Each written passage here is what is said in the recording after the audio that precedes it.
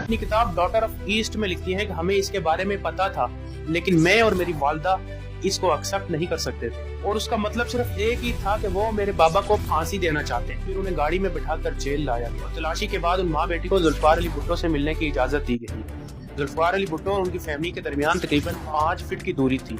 बेनजीर अपनी किताब में लिखती है कि मेरे बाबा ने उस जेलर से पूछा कि हमें मुलाकात के लिए कितना टाइम मिला है। जेलर ने कहा कि मुलाकात के लिए आपके पास सिर्फ 30 मिनट है।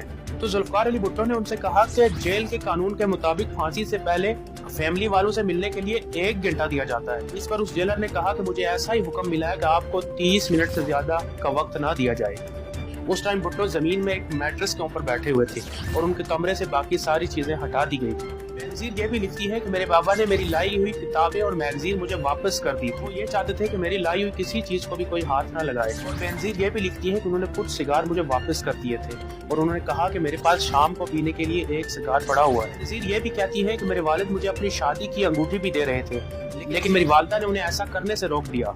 तो इस पर जुल्फकार अली भुट्टो ने कहा, ठीक है मैं इसे अभी पहन लेता हूँ, लेकिन मेरे मरने के बाद ये बेनजीर भुट्टो को दी जाए। कुछ टाइम बाद ही जेलर ने कहा कि अब मुलाकात का टाइम खत्म हो गया है। तो मैंने उस जेलर से कहा कि आप इस कमरे को खोलें, मैं अपने वालिद को गले लगाना चाहती हूँ, लेकिन जेलर ने इन्हें ऐसा करने की इजाजत नहीं दी। बेनजीर ये भी लिखती है कि मैंने उनसे कहा कि मेरे बाबा पाकिस्तान के मुंतखब वजीर आजम हैं और मैं उनकी बेटी हूँ, मुझे उनसे मिलने की इजाजत दी जाए और ये मेरा कानूनी हक है, लेकिन जेलर ने इन्हें मिलने की इजाजत नहीं दी। और फिर मैंने आखिरी बार उनसे कहा कि गुड बाय पापा। फिर हम तेजी के साथ वहाँ से बाहर निकल आए। मैंने एक बार पीछे मुड़कर देखने की कोशिश की, लेकिन मेरी हिम्मत जवाब दे गई।